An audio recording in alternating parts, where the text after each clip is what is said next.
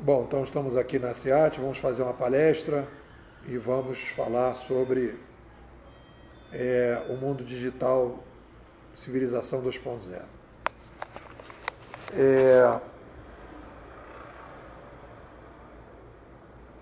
O que... Vamos no diagnóstico, coisa bem simples. Desculpe, seu nome? Ricardo. Maria Tereza. Tá. Aí, o que acontece?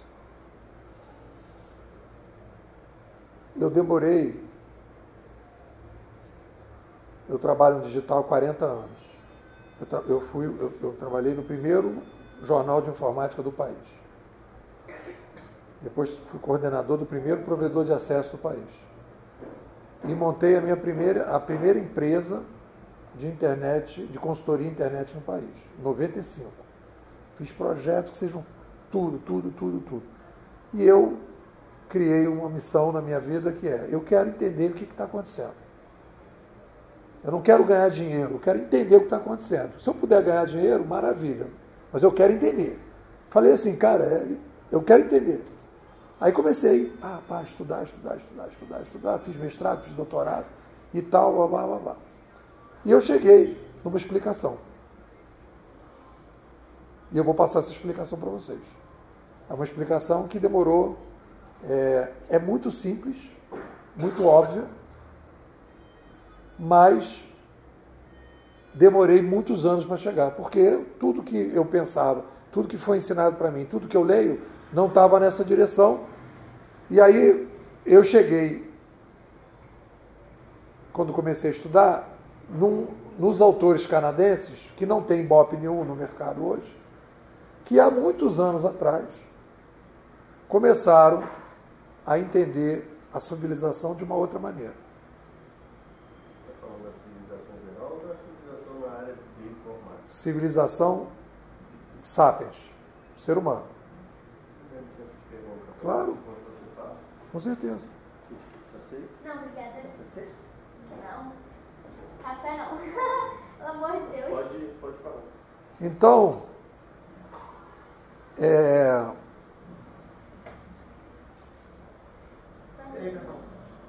chegai-vos. Boa noite. Bom? E aí? Estamos bem no início. Então, o que está acontecendo na civilização? Então, eu comecei a estudar os canadenses. E vi que os canadenses tinham mais lógica do que os americanos. Então, isso já foi um diferencial. Eu comecei a tentar entender o mundo digital através dos canadenses. E o que os canadenses falavam? Isso já desde a década de 60. Isso com um cidadão chamado Marshall McLuhan. Ele dizia assim: toda vez que você mudar a mídia, você muda a sociedade. A mídia é a alavanca das mudanças da sociedade. Isso não está nem nas universidades, não está nos cursos de sociologia, política, economia, psicologia. Isso não está. Isso é a grande novidade que ele introduziu. Mudou a mídia, mudou a sociedade. Aí, tinham vários pesquisadores canadenses fazendo isso, e aí depois veio um Pierre Levy, que eu cheguei a conhecer pessoalmente, que indicou o meu segundo livro.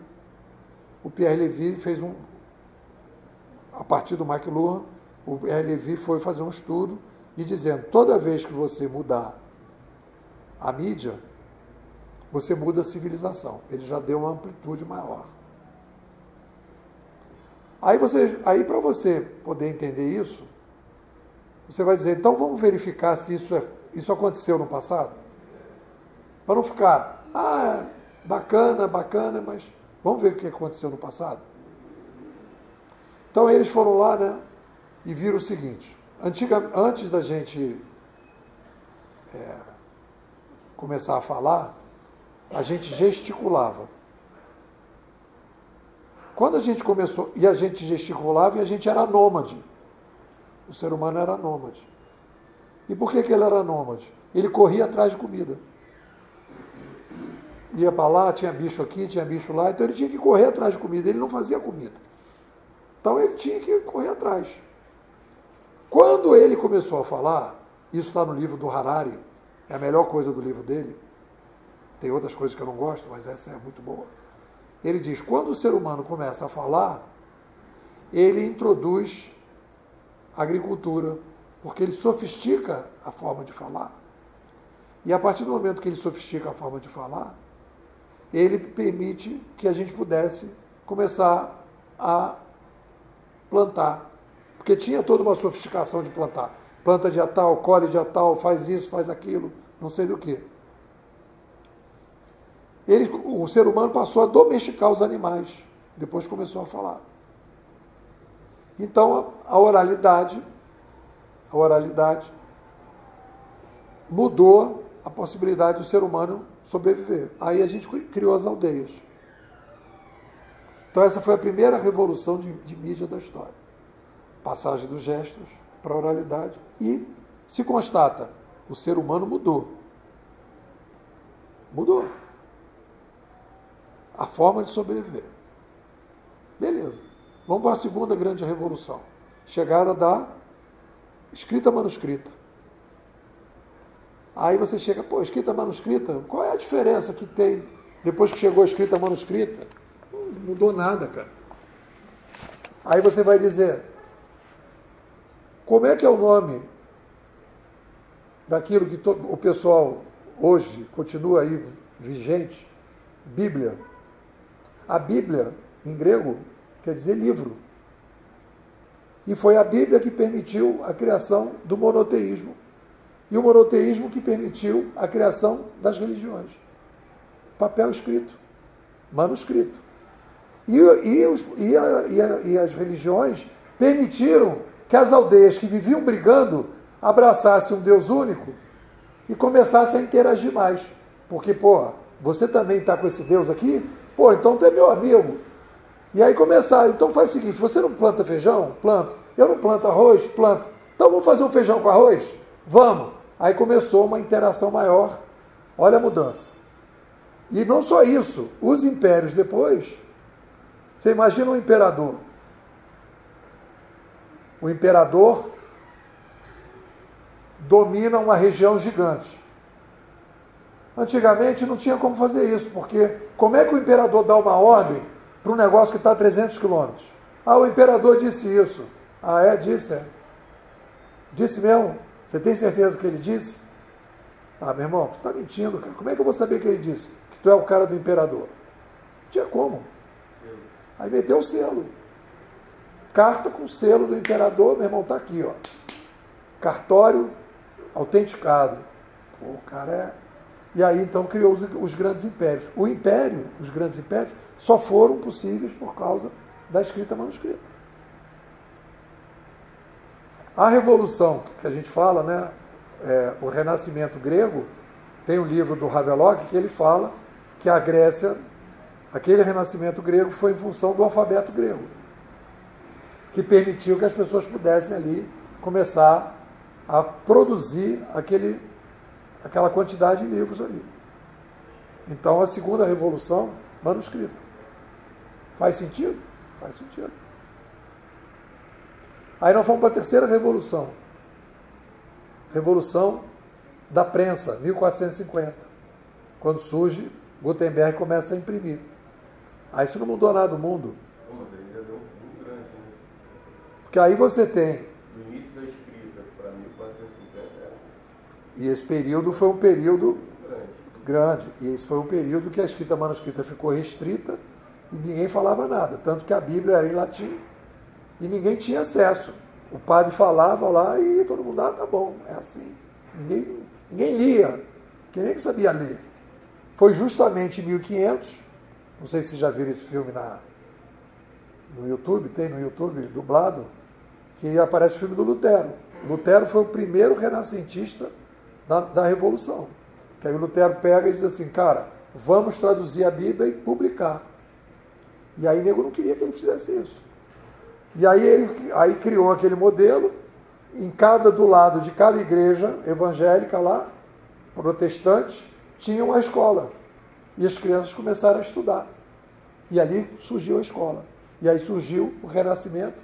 E daquilo surgiu a República, que acabou com a monarquia, e depois o livre mercado.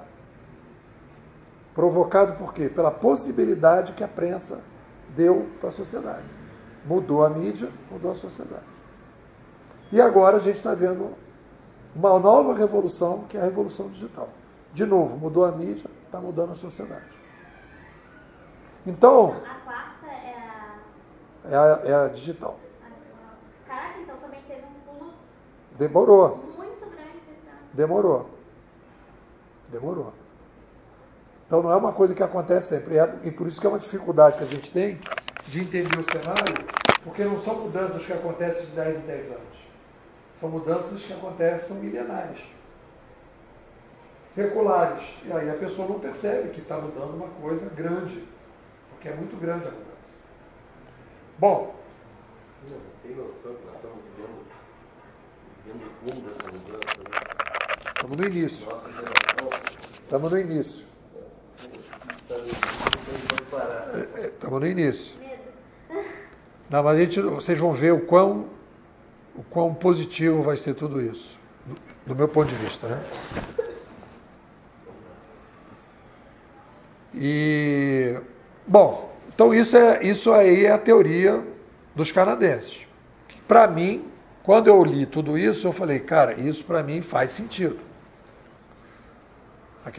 Tem uma frase do Confúcio que ele diz, Confúcio diz assim, só vamos conseguir entender o futuro olhando para o passado. Não tem como não entender. Beleza. Aí quando eu vim com aquilo tudo, aí veio o meu trabalho em cima dessa teoria canadense. Eu falei, por que a gente faz? Se a gente faz sempre, tem que ter um motivo. Se você faz um negócio sempre, toda vez que ele vai, não sei aonde, ele fica gripado. Então tem um motivo. Ele fica gripado porque foi não sei aonde. Saiu sem casaco. Aí ele sempre fica gripado. Então, olha, a causa que você tem você é um cara que quando sai sem casaco, você fica gripado. Então, qual é a causa? Sair sem casaco. A gripe é consequência de ficar sem casaco. Então, é um fenômeno recorrente. Toda vez que o cara sai sem casaco, fica gripado. Aí, bota o casaco para não ficar gripado. Aí eu fiquei pensando, qual é o fator causante dessas revoluções? Existe um fator causante? Ou acontece assim, vamos fazer porque é legal? Qual seria o fator causante? Aí comecei nessa batalha, né, do fator causante. E aí nós temos uma situação que é a seguinte. O ser humano é a única espécie do planeta que pensa como ele pensa. É a única espécie do planeta que consegue refletir como ele pensa. As outras espécies não têm. Nós temos duas mentes. Sabe que sabe. Sabe que sabe. Ou sabe que não sabe. Ou sabe que sabe mal. Então, essa capacidade do ser humano ter duas mentes, uma mente que é mais automática e outra que é mais reflexiva, permitiu que a gente pudesse se reinventar com mais velocidade que as outras espécies. Criar tudo isso que a gente está vendo aqui. Tudo isso aqui é tecnologia. A cadeira, isso aqui. Tinha uma época que isso não tinha. Não tinha nada disso. As pessoas sentavam no chão. Aí depois inventaram as cadeiras, inventaram isso aqui e tal, papá. Então o ser humano é uma espécie que se reinventa. E por causa que a gente se reinventa, olha só a doideira. Nós somos a única espécie do planeta que aumenta a população.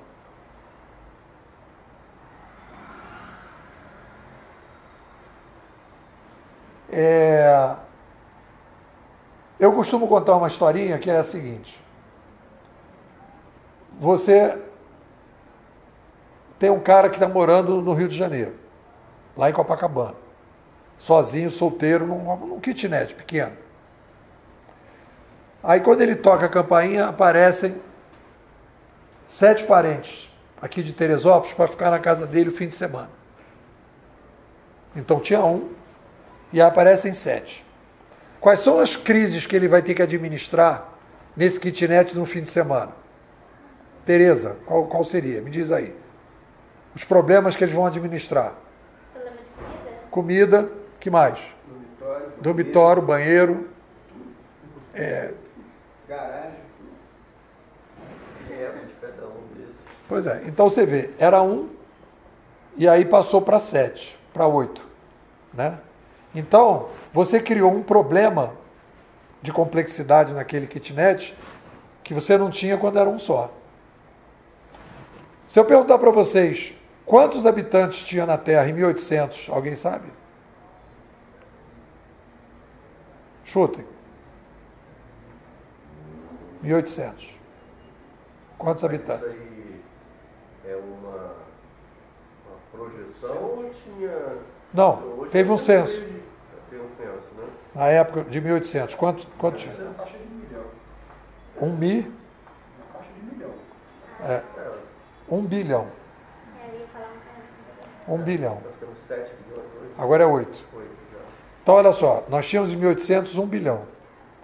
Nós tínhamos e nós temos agora 8 bilhões.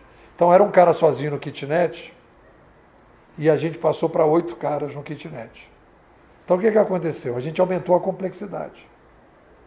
Se você botar isso em prato de comida, o que significa isso? Significa que em 1800 a gente tinha que produzir 3 bilhões de pratos de comida todos os dias. Hoje a gente tem que produzir 24 bilhões de todo dia. E olha só que interessante como é que o Sapiens é. Quando a gente aumenta a população, a gente vai começando a ter uma demanda de uma mudança no modelo de comunicação. Fica obrigatório para a gente poder lidar melhor com a complexidade.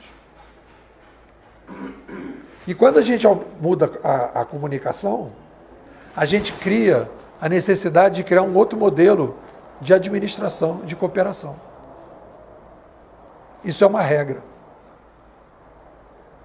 Então, qual é o fator causante do que a gente está vivendo? O aumento populacional. É uma coisa, na minha opinião, óbvia. Não tem como você aumentar o número de pessoas e continuar vivendo do mesmo jeito. É a mesma coisa, você tem uma casa, mora um cara, arquiteto, mora um cara, aí vão morar 8, você vai fazer uma reforma. Não tem como morar na mesma casa que morar 1 ou 8, porque a complexidade aumenta. Você tem que mexer. Dentro do estudo existe uma perspectiva ainda de crescimento? A tendência... Não, a tendência...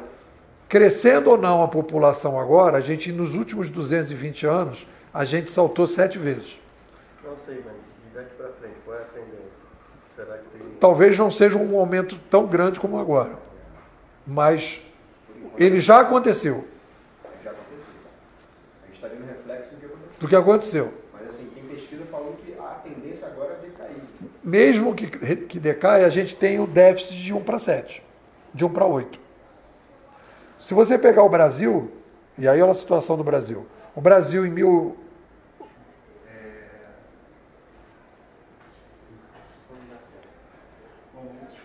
Não tem problema. Sentai-vos. Estamos aqui falando sobre a nova civilização, tentando explicar por que a civilização está mudando tanto. Então a gente fez aqui um primeiro preâmbulo aqui mostrando que toda vez que mudam as mídias, a comunicação muda a sociedade. E estou falando agora do aumento populacional como o fator causante de tudo isso. O Brasil,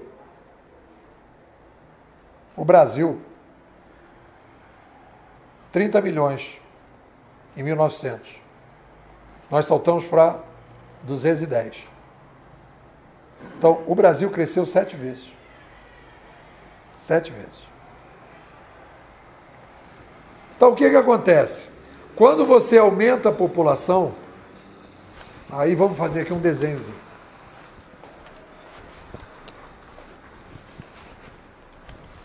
Olha só. Quando você aumenta a população, você aumenta a complexidade da sobrevivência. Isso é óbvio. 1:7, você aumenta comida, comunicação, necessidade de transporte, educação, tudo. Saneamento, tudo. Casa e habitação, tudo se aumenta. Então o que acontece? Conforme você vai aumentando a população, você vai tornando o modelo da sociedade obsoleto. Isso é a regra dos sapiens. Não tem a ver aqui com agora, sempre foi assim. Aí o que você acontece? Você entra numa crise. Essa crise não é uma crise econômica, política, não é porque o capitalismo está acabando, não é porque o socialismo, não é essa discussão. A crise é uma crise de sobrevivência, porque a gente aumentou a população. E aí como é que a gente resolve o problema da crise? A gente primeiro cria uma nova mídia. Mas a mídia não vai resolver o problema da sobrevivência. A mídia é apenas o fator detonante do processo. E o fator consequente qual é? Um novo modelo de cooperação. A gente cria um modelo de cooperação mais sofisticado para resolver o problema da complexidade de sobrevivência. Foi isso que aconteceu quando a gente acabou com a República, acabou com a monarquia e criou a República, e acabou com o feudalismo e criou o livre mercado. Por quê? A gente precisava produzir mais para mais gente. E aquilo ali, o rei, atrapalhava. Tem um livro de um cara chamado Thomas Paine, que ele dizia, se o rei for mala, a gente vai passar 40 anos com mala, todo mundo vai se ferrar. O que a gente faz? Vamos eleger o rei. E os nobres, que estão também lá se dando bem, que são malas também, vão eleger os deputados e os senadores, porque aí a gente consegue mudar se os caras forem malos. Teoricamente, obviamente. E aí então a gente inventa um novo modelo de cooperação. Então, o que nós estamos vivendo hoje? Nós estamos vivendo aqui, o início de uma grande revolução civilizacional. Em que a gente está saindo do mundo oral escrito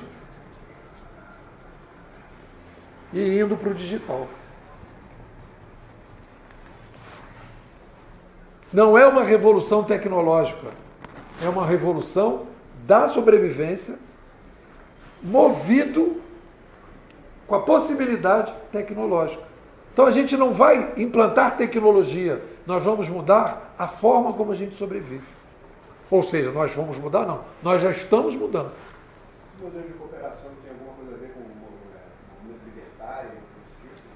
Aí vamos lá. Até aqui estamos indo bem?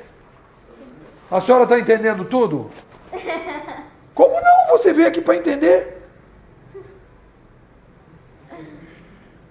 Tereza, o que a senhora acha disso? Faz sentido isso ou eu estou maluco? Não, faz sentido. Ricardo, faz sentido? Todo sentido. Não faz sentido? Faz. Então, o que a gente está vendo aqui, o que vocês estão tendo contato aqui, é com uma nova forma de pensar o ser humano. É o que a gente chama de ciência social 2.0. Quando a gente entende desse jeito aqui, a gente começa a ver para onde que as coisas estão indo. Eu só não sei como falar, inserir dentro da tua perspectiva ali, é que eu também não sei te dar dados para isso. Mas o que a gente de repente ouve é que para essa nova mudança pelo aumento de número de habitantes da Terra, é que a Terra é completamente compatível a produzir alimento para todos. Mas existe algum fator que impede isso. Aí você vai, através das mudanças que você tem como possibilidade agora, criando novas formas de resolver os antigos problemas, inclusive de comida. Vamos dizer que seria o egoísmo de alguns grupos que que torna aquele outro grupo não ter o alimento necessário, vamos dizer assim. Será que eu estou confundindo demais? Não, Se você quiser continuar, pode continuar. Não, estou aqui. Não, eu gosto de conversar. Talvez eu devia elucidar isso. Ali, quando a gente tem a mídia e a cooperação, aquele pedaço ali é onde você encontra a resistência à mudança. Então, o que vai acontecer? Você tem o problema da fome, mas você tem pessoas que ganham com a fome ainda existindo. Então, você tem uma parte desse meio agindo para que isso se mantenha, e parte agindo para que ele mude. Olha só, então, o que acontece? O que acontece aqui é o seguinte, esse modelo aqui, que a gente vive hoje, que eu chamo de civilização 1.0, isso aqui está obsoleto. E ficou obsoleto porque aumentou a população. E a gente aumentou a população porque criou a nova mídia, criou um novo modelo de cooperação no passado que permitiu aumentar a população. Só que esse aumento populacional não tinha condição de resolver uma série de problemas por falta de um modelo de cooperação melhor. Agora eu vou dizer uma outra coisa para vocês, que eu vou contar uma historinha, Tereza vai gostar. Você está falando do aumento da população, imagina só a tecnologia que o ser humano arrumou para não aumentar mais ainda, porque hoje nós temos métodos contraceptivos e ainda teve isso. Outras coisas. Imagina só que se não tivesse. Pois é. Eu tive lá no Nordeste, acho que foi em João Pessoa, e conversava com as pessoas, encontrava as pessoas, né, e sempre perguntava, quantos irmãos você tem? O cara mais ou menos assim, da nossa idade mais ou menos, 10, 13, 12, 11. Era assim. Mas eu não sou fora da realidade de não ter não, tá? Pode ser que alguém pense assim, de não ter filho. Tá tudo bem. Mas Realmente a sociedade arrumou um jeito da gente, até porque não dá, né? comida pra todo mundo. Então, olha só. Sim, mas na sociedade de hoje, desculpa, estou te atrapalhando. Não está não. Mas na sociedade de hoje, por exemplo, eu tenho 3 filhos, por exemplo, e nenhum deles passa fome, graças a Deus. Mas assim, dentro desse contexto que você está falando aí, tem muitas vertentes aí no meio disso aí, mas eu quero deixar você continuar um pouco mais para a gente não interromper. Tá. Então, o que acontece? Que modelo de cooperação é esse que a gente está criando? Aí vai responder um pouco a pergunta do Eduardo. Qual é a tendência desse modelo de cooperação? É o seguinte. Eu vou contar uma historinha, aí, Tereza, você vai gostar. A historinha são 2 historinhas, para vocês entenderem como é que o ser humano resolve o problema da complexidade. Mostrando exemplos claros que é assim que funciona. Uma mãe tem um filhinho, mimadão, mamãe cuida. Mamãe cuida muito, aí veste o cabelinho, penteia o cabelinho, veste a roupinha dele, faz tudo pelo moleque. Moleque mimadão. Aí ela fala, vamos ter mais um filho? Vamos. Aí ela tem 4. Quadrigêmeos. Aí ela está com 1, aí tem 4. Passa para ser 5. Aí quando ela vê que tem 5 filhos em casa, o que ela vai fazer? Galera, vou falar uma coisa para vocês. Vocês se viram aí. Porque mamãe não vai ter condição de amarrar o sapatinho dos 5, pentear os 5, botar a roupinha de 5. Vocês mais ou menos se cuidam aí. Não é mais ou menos isso que vai ter que acontecer? Vai vir. Não? E por que isso? Então, qual é a regra que existe quando a gente aumenta a complexidade? Olha só que interessante. É a descentralização das operações e a descentralização das decisões. Vou dar outro exemplo para vocês. Restaurante Aquilo. É outro exemplo de como você lida com a complexidade. Aqui na Várzea, o cara tem que sair daqui da SEAT, sair para almoçar, tem 40 minutos para almoçar, tem que almoçar rápido, né? Não pode ficar esperando o garçom que vai servir, que não sei o que, ele vai para o restaurante Aquilo. O que diz o dono do restaurante Aquilo? Galera, do jeito que vocês estão com pressa, vamos fazer uma parada que é o seguinte, tira o garçom, vocês se servem, bota o prato aqui na bandeja, paga e vai embora. O que ele fez? Descentralizou a complexidade, tirando os intermediários. Então, qual é a tendência quando a gente vai aumentando a complexidade? A gente vai descentralizando a sociedade.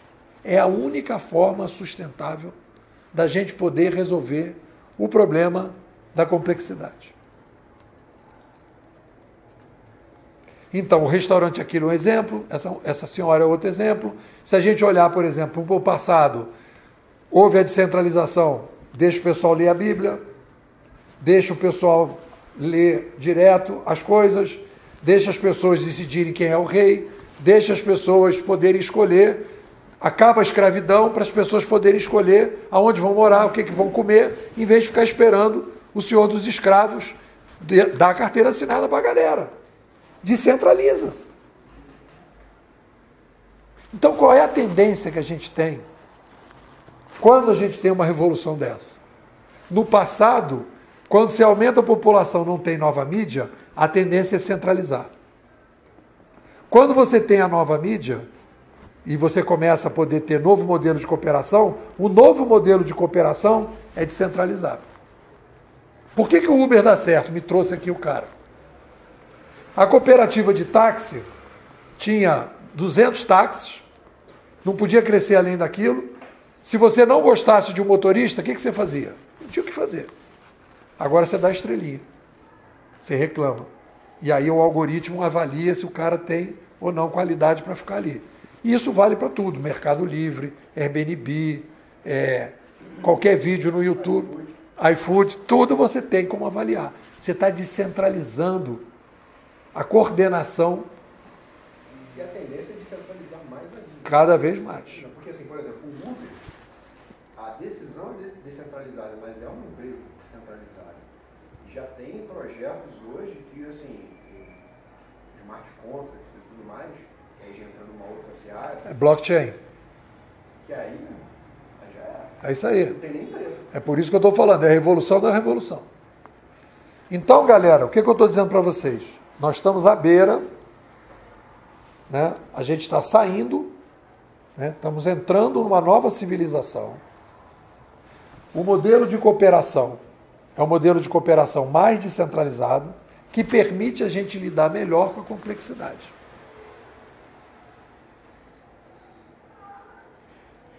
Por que eu escrevi esse livro aqui, ó, com esse título aqui, ó, esse aqui, ó, Civilização 2.0, porque estamos sendo obrigados a imitar as formigas. E por que eu chamo de 2.0?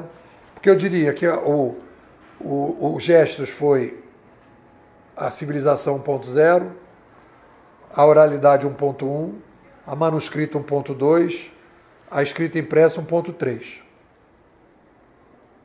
E por que agora é 2.0?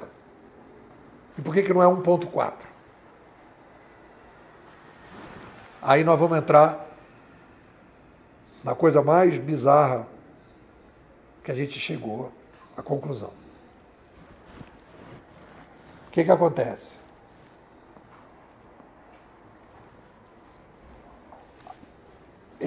Os lobos, vamos pegar os lobos, Tereza, os lobos, o modelo de administração dos lobos funciona da seguinte forma. Eu tenho 50 caras, 50 lobos na matilha, um líder alfa, um ou dois, mas é geralmente um líder alfa.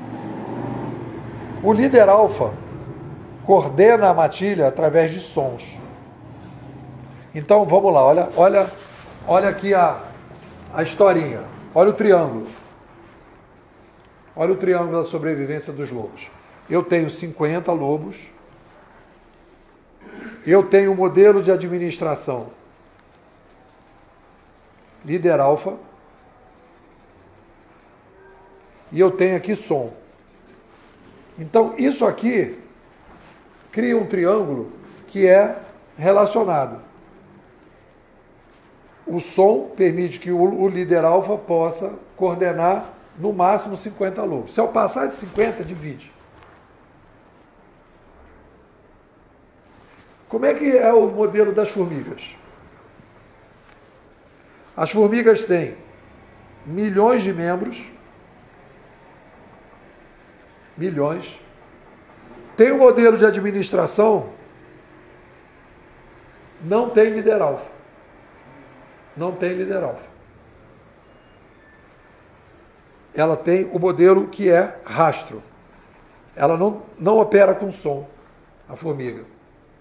Por que a formiga não opera com som? Vou fazer aqui um teatrinho das formigas. Aqui tem um caminho. Ouvi essa, Tereza? Aqui tem um caminho, aqui tem outro caminho e aqui tem outro caminho. As formigas estão aqui. Quando uma formiga passa aqui, que ela vem caminhando, ela entra nesse caminho aqui, ela entra nesse caminho, deixa eu amarrar aqui. Ela entra nesse caminho, ela vê que não tem comida. Quando ela volta do caminho, ela curte ou não curte o caminho. Ela dá estrelinha para o caminho. Com a bundinha dela, ela tem uma química. E ela diz, ó, aqui tem comida, ou não tem comida. Aí as outras já vêm aqui, e não tem comida. Ela já sabe, porque tem curtição. Tem estrelinha. Aí ela chega aqui, não, aqui também não tem comida, ela já vai lá e volta, e as outras já não voltam. Não tem o líder para dizer, ó, entra para cá, entra para lá. É tudo na base da estrelinha. Quando ela entra para cá, aqui tem comida, o que ela faz? Ela curte o caminho. Então essa ideia de dar estrelinha e curtir o caminho, a gente está imitando as formigas. Eu tenho uma tatuagem de formiga. Hã? Eu tenho uma tatuagem de formiga. Você tem uma tatuagem de formiga? Então você já está dentro da nova civilização, acabou. Então, o que acontece? O que nós estamos fazendo aqui na civilização? Nós estamos saindo desse modelo e vindo para esse modelo. Por isso que é 2.0. É a primeira vez que o ser humano está resolvendo problemas usando rastro. Nunca aconteceu isso. Ah, mas aí, dá um exemplo, né? Pô, Uber, rastro. Airbnb, rastro. YouTube, rastro. Google, rastro. Mercado Livre, rastro. Por que eles estão bombando, indo para frente, arrebentando a boca do balão? Porque eles estão usando os rastros. O Waze, tu liga o aplicativo. Na hora que você liga, você pode não falar nada no Waze. O fato de você estar com ele ligado, já está dando informação para o cara que vem atrás que está engarrafado. Isso é formiga. Isso não existia a possibilidade de ter, porque não tinha celular, não tinha GPS, não tinha algoritmo, não tinha... Agora tem. E aí as pessoas foram juntando as coisas e começaram a criar esse novo modelo de cooperação, que está resolvendo problemas que não eram possíveis de serem resolvidos no passado. Cada vez era muito mais centralizado. Que era muito mais centralizado e que não tinha, porque o modelo era oral escrito. A oralidade escrita é o seguinte, vamos pegar um gerente, modelo Lobo. O gerente, né, de qualquer empresa, ele recebe um e-mail escrito. Ele faz uma reunião oral. Ele toma uma decisão oral ou escrita. Tudo passa por ele. E antes, tinha um rei. Como é que vai mudar o rei? Pois é. Tinha dele, acabou. Pois é. Mas depois da república, aí conseguia mudar e tudo mais. Agora... Então, nós estamos diante do início de uma nova civilização. E pela primeira vez, o ser humano está adotando o modelo de administração das formigas. E isso tem um impacto maravilhoso para a sociedade. Porque a gente, pela primeira vez, vai começar a poder resolver problemas que a gente não tinha como resolver. Você pode botar isso, pensa isso na saúde. Pensa na educação. Se a gente consegue montar modelos em que você tem a descentralização da saúde e da educação, por exemplo, você pode ter educação de qualidade em grande quantidade. Atendimentos de saúde de qualidade em grande quantidade. Criando modelos em que você não tem uma empresa centralizada, um plano de saúde centralizado. Você pode descentralizar a educação, você pode descentralizar a saúde, você pode descentralizar a energia, como já está acontecendo. E aí, a partir daí, a gente começa a resolver problemas que a gente não tinha condição de resolver. Só que nós não estamos vendo isso.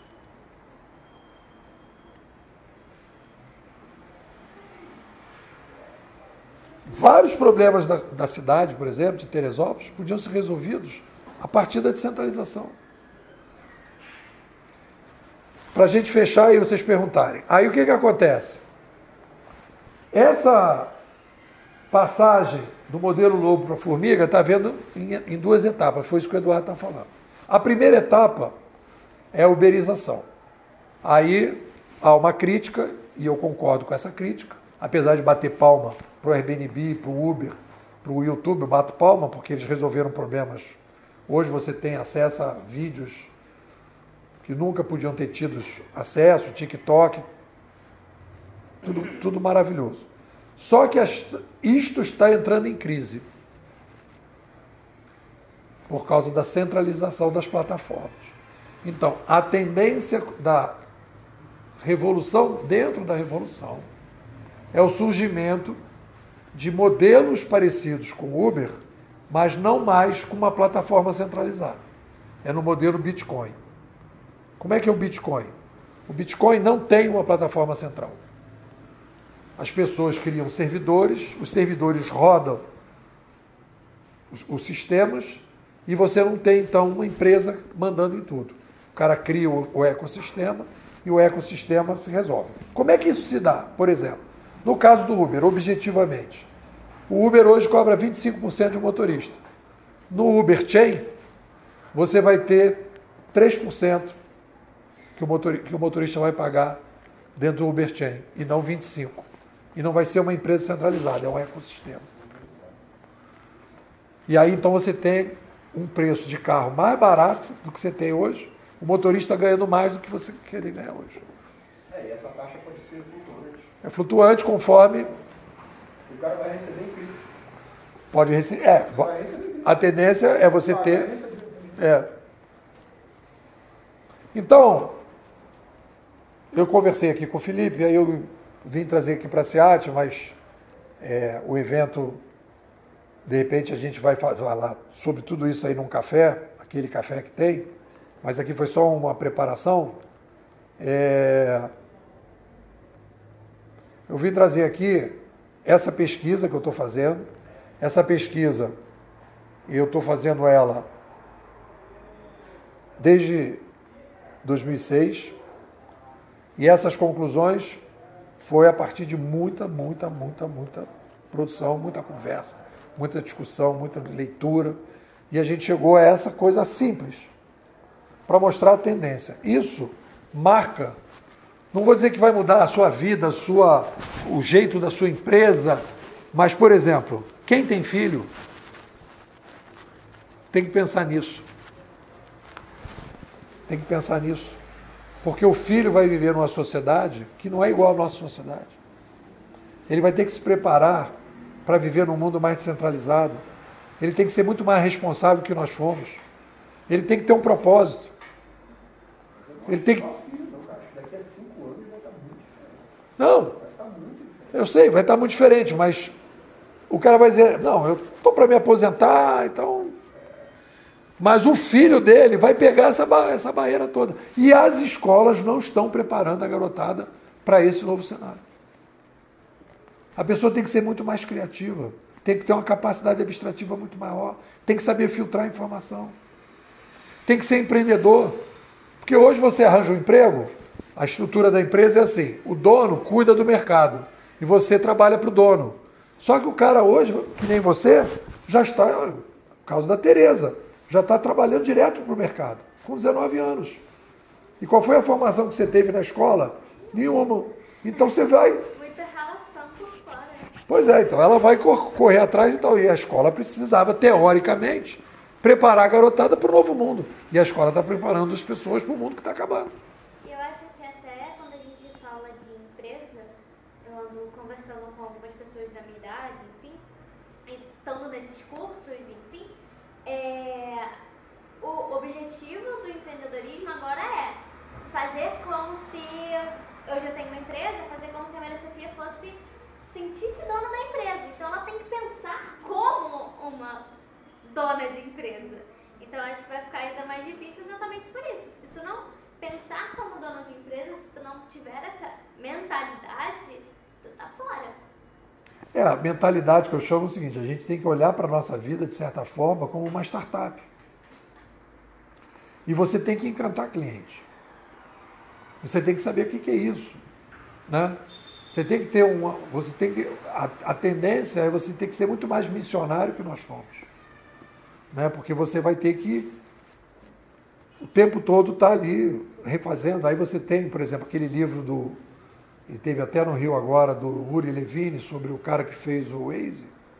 Ele fala: não pense em problema, você não pense em solução, pense em problema, sempre procurando desenvolver e resolver problemas das pessoas. O cliente hoje está com muito mais poder. Você tem que agradar as pessoas. Então é uma mudança muito grande de mindset. Ricardo, o que o senhor tem a perguntar e a comentar? Faz sentido o que eu falei ou eu estou maluco? Não, faz sentido. Eu acho que tem algumas variantes aí.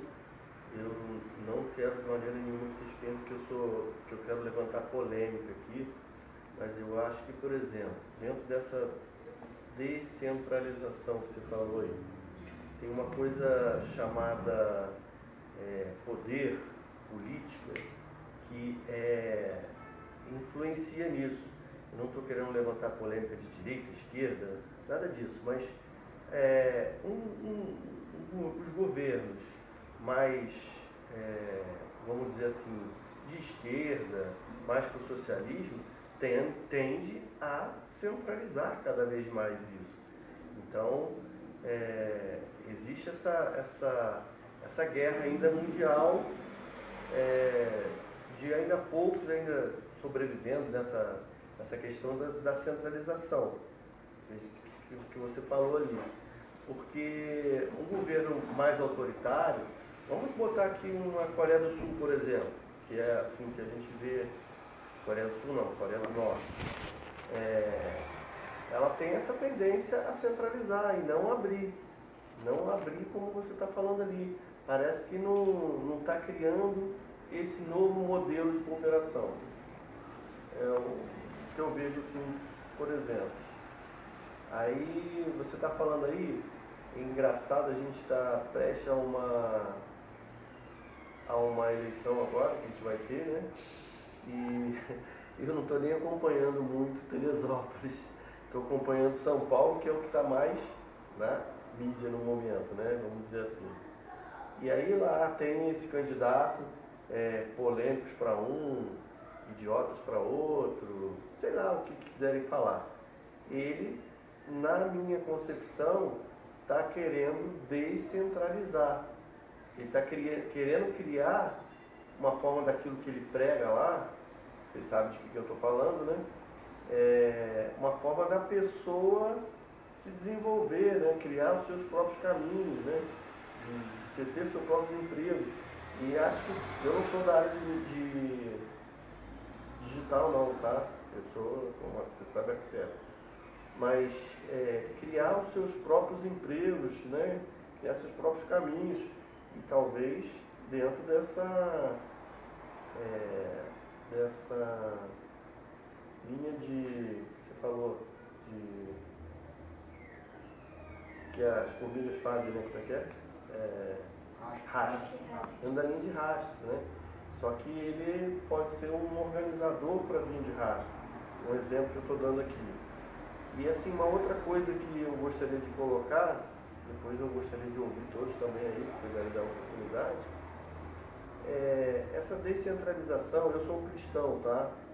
E assim, não estou falando de religião aqui, não quero falar de religião, mas assim, se a gente pegar um exemplo de Cristo, ele foi um verdadeiro descentralizador, porque a partir dele, na sua concepção, ele descentralizou para 12, e dos 12 isso foi para os 70, para os 300, para os 3.000 e criou-se essa descentralização. Estou querendo só dar um exemplo que mais ou menos você colocou ali dentro daquilo que eu vivo. E eu acho que assim, essa área digital eu não entendo muito, mas, por exemplo, para a minha vida, para a minha profissão, o que eu gostaria de colocar de exemplo dentro do que vocês falaram aqui, existe uma revolução dentro da minha área, por exemplo. Porque o que acontece? Hoje, com o Google Earth e outras ferramentas, vai chegar um momento que a minha profissão ela vai estar igual a algumas de vocês aí, que o arquiteto ele vai ter que migrar para algum braço dentro da arquitetura, porque uma pessoa ela vai te oferecer um terreno, esse terreno vai ter a topografia e ali você vai dizer quantos quartos você quer, qual o estilo que você quer e blum, uma inteligência artificial já vai fazer um monte apareceu o projeto. Apareceu o projeto e assim, eu, por exemplo, eu estou vendo isso na minha área como um braço que eu estou partindo para a obra. Eu não que eu não me preocupe com o projeto. O projeto é uma coisa muito importante para eu trabalhar na minha área. Mas é uma coisa que vai se tornar uma coisa secundária para mim. Então, eu estou me direcionando para a obra, que é uma coisa que vai precisar de gente para fazer, para organizar, mais do que o projeto. Então, está existindo essa mudança na minha profissão. É um exemplo da minha profissão. Deixa eu só comentar e depois eu te passo. O que acontece? Vamos aí pelas... Desculpa se eu não viajei muito aí. Não. Olha só. Pode falar à vontade, tá? O que a história me mostra? A história mostra o seguinte. O ser humano tem uma tendência de procurar o melhor caminho para ele viver bem. Então, eu chamo de zona de atração e zona de abandono. Então, quando você cria algo bom, você vê, Teresópolis hoje é zona de atração. Todo mundo quer vir para cá, está crescendo. É prédio. Boa noite. É prédio. Então, Teresópolis está virando uma zona de atração. O Rio está virando zona de abandono. Se a pessoa puder sair do Rio, ela sai. Se ela puder vir para cá, ela vem. Então, aqui está vindo zona de atração. Então, o que a gente observa? Existem zonas que são criadas na base da força, na base do não sei o quê, que elas não se constroem como zona de atração. A descentralização tende a atrair. Então, o que acaba acontecendo? E aí, se você for ver todos os exemplos de centralização, vai durando, mas vai acontecendo isso aqui, ó. Vai entrando um ciclo de decadência, porque a qualidade de vida vai piorando cada vez mais. Chega um determinado momento, se inviabiliza tanto, que aí acaba indo para a zona de atração. Foi assim que funciona. Né? Você vê, o próprio negócio da República. Primeiro foi uma revolução aqui, depois foi uma revolução lá, começou na Inglaterra, depois foi para os Estados Unidos, depois foi para a França, e as coisas foram caminhando.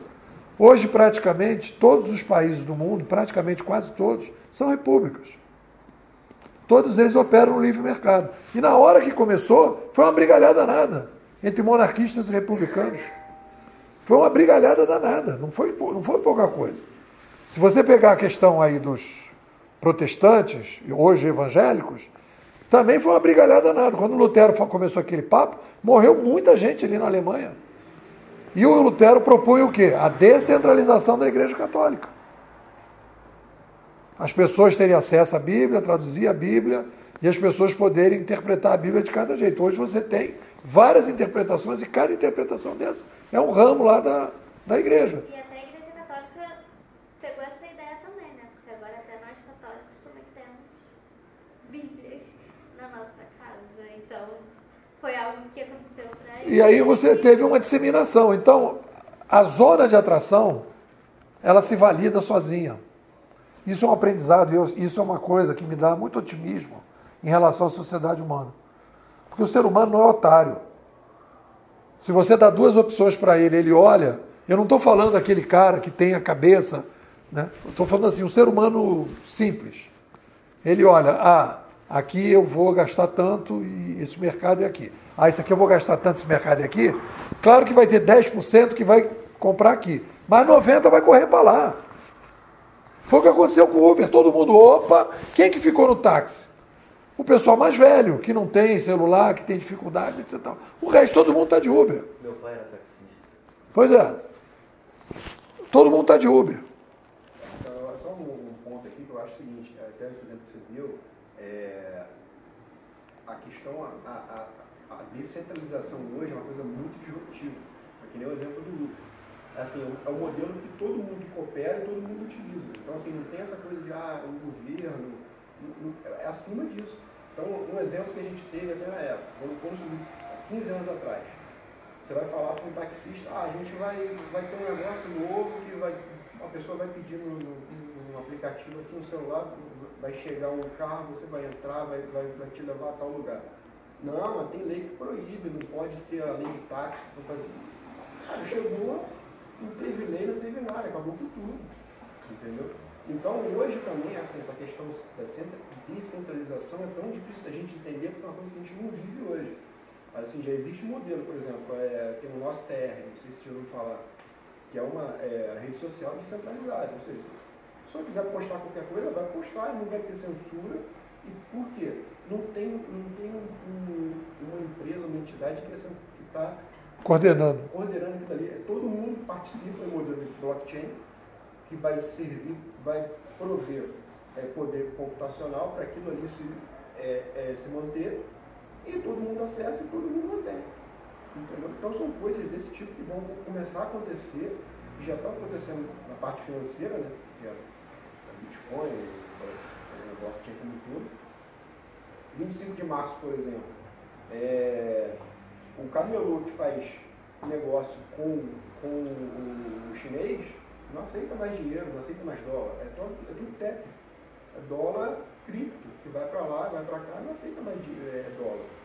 Entendeu? Se você for pagar com cripto, você ganha desconto lá no camelô. É absurdo. Tem uma coisa que eu queria te mostrar, Ricardo, que é o seguinte, Aqui está o processo. Vamos supor, a gente está aqui, Isso aqui é o que a gente já viveu. Essa história do blockchain, ela começa aqui. Aqui a gente está fechando um ciclo, na minha opinião, a gente vai ter mais aí uma década, talvez, que a gente vai fechar esse momento que eu chamo de curadoria 1.0, que é o momento da uberização. A blockchainização descentraliza isso aqui. Blockchain é o que está falando. O blockchain, ele é um modelo que não tem o YouTube. Cara, você, Ricardo, gostei dessa palestra do Nepô, vou falar algumas coisas aqui. Aí o Alexandre de Moraes, por exemplo, não gostou do que você falou.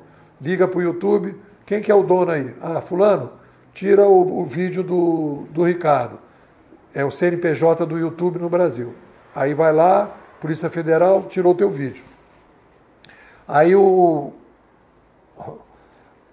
nós estamos aqui trabalhando com blockchain. Aí, Eduardo, está no blockchain. Aí liga o Alexandre de Moraes dentro do blockchain. Manda a Polícia Federal lá. Ele fala assim, mas qual é o CNPJ? Não tem. Ele estava falando aqui, eu já estava formulando isso na tua cabeça. Eles vão ficar malucos, né? Porque não, onde é que está o CNPJ? Onde é que está o CNPJ? Não tem. Onde é que está a máquina para tirar? Não tem. Por quê? Cada máquina, são, vamos supor, 50 mil máquinas. Cada máquina tem um pedaço do teu vídeo. Quando você pede para ver o vídeo, junta tudo e passa. Não tem um servidor central. Então não tem como controlar. E aí você não tem como. Eu quero fechar, eu quero censurar, eu quero tirar o dinheiro de fulano. Não vai ter possibilidade. Então isso é a zona de atração. Isso vai gerar. Imagina um cara do Uber aqui em Teresópolis. Se o cara chegar e falar, meu irmãozinho, está sabendo da parada aí? Você já ouviu falar do Uber Chain? Não, que porra é essa? Olha, o negócio é o seguinte, é 2% só, cara. que os caras estão cobrando. Recebe em dólar. 2%. Não é 25% não. O quê? Como é que é a parada? 2%? Estou dentro. Entendeu? Aí, cara, então, não, eu vou continuar pagando 25% porque o quê? E o cliente vai pagar uma ida daqui até o alto, R$10 podendo pagar 7? Ou 6? Não vai. O modelo que tem até taxista que trabalham com os dois sistemas. Pois é.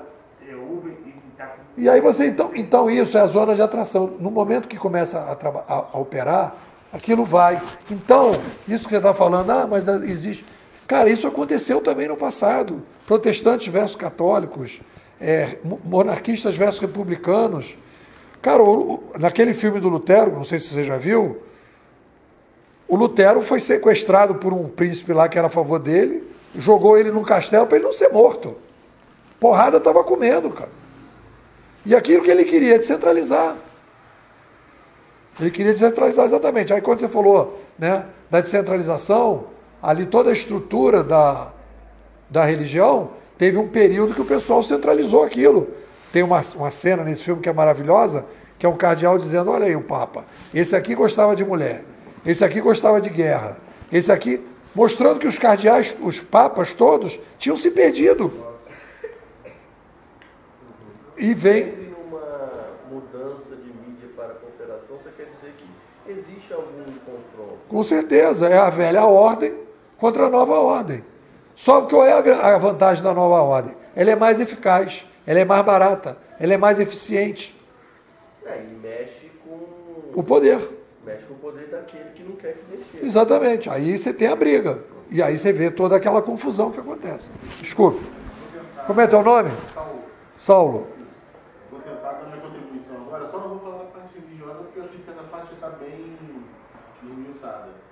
Eu diria que assim, o que levou a nossa expressão 2.0, você era audacioso agora, tá? Começou quando alguém falou assim, poxa, como é que eu compartilho minha informação com você para não perder? E alguém teve a ideia maluca de jogar um cabo de uma ponta a outra. Passagem do cabo. Isso deu a origem que a gente tem como internet hoje. Só que o nosso mundo, ele tem muitas regras e não anárquicas, mas a internet é completamente anárquica. E todas essas revoluções que nós estamos falando passam por ela. Então, ela trabalha, mesmo que as pessoas não digam diretamente, mas ela trabalha com rastros. E é a grande estrutura que movimenta a gente. Então, quando a gente chega no ponto atual, no ponto da política, que nós estamos aqui, né? A pessoa comenta, não, mas pode chegar um juiz lá e falar assim, não, eu vou mandar fechar site tal. Não tem escritório aqui no Brasil, eu vou mandar fechar. Isso aconteceu no sábado. 2 dias depois, a pessoa fazendo download de VPN já tinha aumentado 700%. Porque as pessoas já sabem que, olha, eu posso não ter acesso a esse site aqui porque ele bloqueou aqui. Mas eu tenho um serviço que fica em outro país que eu posso acessar e me permite dar a volta. Esse ambiente é completamente anárquico. E a pessoa que estava falando isso, eu vi um político falando isso, olha, você não tem aí o X, mas pode ir pelo político falando na rede social, falando que você fazer assim. Isso porque assim, nós estamos falando da camada superior, a gente não está nem pensando em Deep Web. Deep Web você vê pessoas vendendo crianças, vê tudo que você não vê na sociedade normal porque nossas leis não permitem isso. Então, é um ambiente tão anárquico que permite até que as nossas contravenções que mexem com nossos valores sejam quebradas ali. Mas isso a gente não... Isso aí é... Essa parte a gente sabe que... Não, isso acontece na Deep Web, fora da Deep Web, é assim, sempre vai haver ali um processo. Mas o que eu quero chamar a atenção, Saulo, é o seguinte. A tendência é de centralização. E é aí que vai a zona de atração. As pessoas vão abraçar a descentralização porque é mais barata, é melhor e funciona. Não é porque a gente gosta, não é oposição política minha. É porque é assim que a história caminha, na minha visão. Você pode não concordar. Aí você vai me mostrar se não foi assim na história ao longo do tempo. E quase natural, né? É a característica. Vamos supor que a gente pegue os marcianos. E os marcianos usam tecnologias também. Você vai ver que aquilo ali vai se repetir do jeito que é. Os marcianos crescem muito, vão descentralizar e vão criar um outro modelo mais descentralizado, porque eu vou dar a responsabilidade para você. É o restaurante aquilo. Se sirva, se sirva, se sirva. É isso que a gente está falando o tempo todo. Vai no banco, direto no banco, chega de caixa, vai comprar o ingresso no cinema para você, vai comprar na Amazon, vai não sei o quê. Se sirva, né? Tudo você se serve. Cada vez você vê mais coisa. Tudo que você vê aí fora é máquina, máquina, máquina. E o ser humano passa a fazer outras coisas. Dona Tereza, qual é a sua observação? Nunca tinha parado de pensar sobre isso, então eu tô... Está nervosa? Não, eu tô digerindo, eu acho, essa palavra. Mas é muito real. E eu tô pensando, eu já penso em modelos de como eu posso aplicar isso dentro da minha realidade, sabe? Porque dentro da minha empresa é isso, é eu fazendo tudo, então já tô tentando esquematizar um jeito de eu também centralizar essa parada para outras pessoas também terem o poder dentro da minha empresa para poder... Aí nesse caso... Não, mas essa questão de... Não só nessa questão de passar, né? Mas nessa questão, por exemplo, da pessoa... Pô, isso aqui tá legal? Não tá legal? Que nota se daria pra isso aqui, sabe? Exatamente dessa questão da formiga, das pessoas... Ah, esse caminho tá legal, esse caminho não tá legal. Acho que me deu abertura pra essa visão dessa questão, entendeu? Explicar o rastro, quer dizer. A questão do chastro mesmo. Isso aí exige um sistema e tal, papá. Então, a minha ideia é que quando eu vim fazer essa palestra, né, e eu falei para o Felipe que eu queria trazer aqui para a SEAT essa visão de tendência. Então, não é uma palestra que a gente, digamos assim, eu digo que a gente não vai trabalhar na cotidianidade. Não é uma coisa assim que você vai sair daqui, semana que vem eu vou aplicar isso que o Nipô está falando. Não é isso. É para você ter uma visão geral do cenário, para você se posicionar como pai, como avô, como empresário, como perspectiva, como religioso, entender o cenário. E aí no momento que você entende o cenário, você vai vendo as coisas e vai dando uma interpretação diferente. Porque a gente está muito... É normal que o ser humano ele trabalhe muito no dia a dia, no curto prazo. Só que a gente está vivendo hoje uma mudança lá em cima. Se não olhar, não subir no alto da montanha, não consegue ver a movimentação dos exércitos. Se perde. Entendeu? É isso. Quer comentar alguma coisa? Não, eu fico vendo hoje em dia as empresas estão usando muito IA. Tudo hoje é inteligência artificial. Eu acho que a pessoa que não se preparar no mercado de inteligência artificial, que está muito evoluído, essa pessoa acho que vai ser pessoa antiquada, porque hoje em dia tu faz pedir pelo WhatsApp, tudo fala mais que pessoa. O contato humanizado e está acabando. Tudo que empresa hoje, marketing, telefonia, banco, tudo tem inteligência artificial que cabe, que a civilização hoje é muito digitalizada. Eu acho que os bancos físicos eles estão fugindo de contato, porque essa nova geração já nasce uma geração tecnológica. As gerações antigas que ainda não sabem mexer muito com tecnologia, é por isso que tem ainda os bancos físicos. Mas daqui uns 10, 15 anos, ou 20 anos mais para frente, a possibilidade dos bancos físicos acabar é 100%, porque a geração de hoje já nasce uma civilização tecnológica. Imagina os donos dos imóveis que ganham muito dinheiro com os bancos, como é que não vão ficar, né? Porque ele está falando que vai acabar e realmente vai acabar esse banco. E quem tem um imóvel grande, que tem alugado por um banco, o cara está aposentado com aquilo ali, né? Já fechou muita agência, né? Sim. Eduardo, comentário final aí, o que você me diz? O que achou? Qual é o... Eu acho que é o que a gente está vendo a micropontinha do iceberg ainda. O que está vindo aí vai ser... também acho. Vai ser muito maior, entendeu? Então, assim, a gente já tem coisas que já estão sendo testadas e validadas, né? Essa questão do Uber Chain que você falou, já tem contrato para isso, contrato inteligente para isso, do blockchain e tal. E assim, quando começar já era. Para tu ver que hoje é bem de pagamento. Tudo tem mais dinheiro na mão. Tudo vem mais. Por exemplo, o PIX já foi considerado pelo Banco Central, que diz que o PIX do Brasil é a mesma coisa que o Brasil voltar à época das cavernas. Porque hoje em dia TED acabou, DOC acabou, boleto. Quem usa boleto? Não. Hoje é tudo PIX. Depois que criou PIX, meu irmão, dinheiro espécie, ninguém tem. Se tem, pode ter certeza, porque ainda não foi,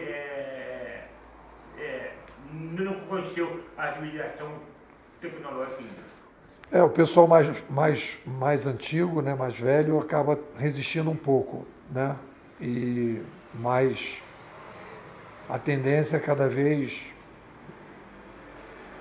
E aí que eu digo, a zona de atração tem, claro, aquelas resistências, uma geração vai morrendo, a outra vai assumindo e as coisas vão mudando. Bom, galera, era isso aí. Hoje foi um primeiro ensaio aqui da CIAT. Estamos aí pensando em fazer um café mais na frente. E agradecer a presença de vocês. Eu trouxe aí uns cartõezinhos aí para vocês, depois se vocês quiserem fazer contato, saber mais.